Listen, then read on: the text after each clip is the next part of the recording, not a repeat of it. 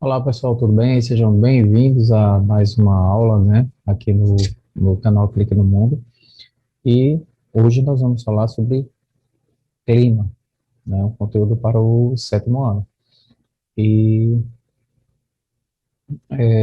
vamos falar um pouquinho sobre os fatores globais, os fatores regionais e locais que influenciam o clima, né, como é que o clima afeta e onde as espécies são encontradas, tá bom? Então, a gente precisa, assim, entender qual a diferença entre clima e tempo, como é que está o tempo e como é que é o clima de uma região. Então, há uma diferença nisso aí. Eu sou Tânio, professor de ciências, e a aula de hoje é sobre o clima. Bom, o termo clima, pessoal, refere-se às típicas condições atmosféricas de longo prazo, como temperatura, padrão de chuva, a velocidade do vento, da luz solar, numa determinada área. Então, o clima, ele é diferente de tempo, o qual, né, no caso, quando eu falo do tempo, eu estou me referindo às condições de curto prazo, numa determinada área. Por exemplo, quando eu digo assim, como é que está o tempo aí hoje? Aí você vai dizer, não, hoje está nublado. Então, você está se referindo ao tempo. Então, o clima, ele pode ser visto como uma média de tempo, mas numa determinada área e a longo prazo, tá bom? Então, é possível observar diversos padrões climáticos na Terra. Então, alguns deles ocorrem em escala global, como, por exemplo, a intensidade solar, padrões de vento, né? Que variam de acordo com a latitude, a posição norte e sul. Outros fatores são regionais, como, por exemplo, grandes corpos de águas e cadeias de montanhas que acabam afetando a temperatura e as precipitações, ou seja, a chuva nas áreas ao seu redor.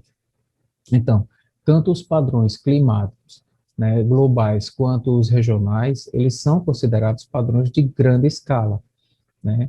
E aí a gente está falando de macroclima, tá bom? Então, quando a gente fala em padrões climáticos globais, padrões climáticos regionais, né, padrões de grande escala, a gente está falando em macroclima. Agora, outros padrões climáticos, como diferenças de temperatura e umidade entre um vale e uma encosta próxima, ocorrem em pequena escala e são chamados de padrões de microclima. Então, nesse artigo, né, tirado da plataforma Khan Academy, nós vamos estudar e analisar os fatores relacionados aos dois tipos de padrões climáticos da Terra, o macroclima e o microclima. Então, para começar, vamos falar dos padrões globais de energia solar. Então, você sabe que a quantidade de energia solar que entra em um ecossistema é um determinante, né, de quantos organismos vão viver e esse ambiente pode comportar. Então, por quê? Porque é através da energia solar que ocorre a fotossíntese, ou seja, plantas que capturam energia solar e que vão transformar essa energia em moléculas de açúcar, que vai fornecer energia química e carbono fixo para outros organismos em uma comunidade biológica, tá certo? Então, sendo assim, o Sol é a fonte original da maioria da energia que flui dentro dos ecossistemas, tá? Quem não lembra o que é ecossistema, vê aqui no card que eu vou deixar aqui em cima, ou aqui embaixo. Vocês dão uma olhadinha aí e tentar lembrar o que é ecossistema, tá bom? Bom, existem, pessoal, grandes diferenças na insolação ou energia solar recebida por unidade de área, por unidade de tempo entre diferentes regiões do planeta. Então, especificamente falando, a gente precisa lembrar que os raios de luz solar, eles atingem a Terra diretamente, mais ou menos em linha reta, na região próxima à linha do Equador. Porém, inclinadamente a incidência em determinado ângulo nas regiões que ficam perto, né, que ficam próximas aos polos.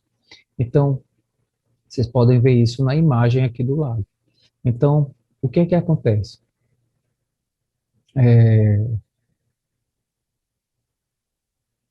a mesma quantidade de energia solar, ela é distribuída a uma área de superfície maior quando os raios atingem a Terra em determinado ângulo próximo aos polos.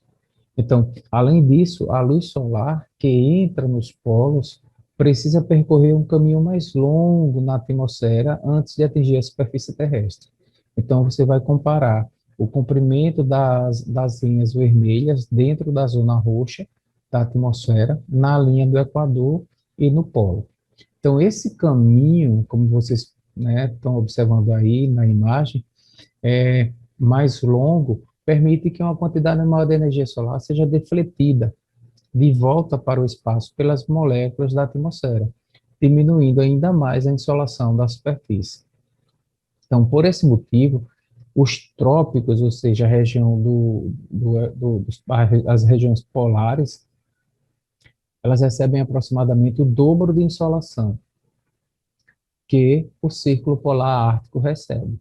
Então, por esse motivo, os trópicos eles recebem aproximadamente o dobro de insolação que o Círculo Polar Ártico recebe. Então, essa diferença de entrada de energia solar gera diferenças significativas no padrão, né, do clima quando comparamos os ecossistemas tropicais e os ecossistemas polares. Não apenas no que se refere à luz solar e à temperatura, mas também, e de forma indireta, aos padrões de chuva e de vento no local. Então, vamos falar mais sobre esses padrões que são influenciados pela entrada de luz solar muito em breve.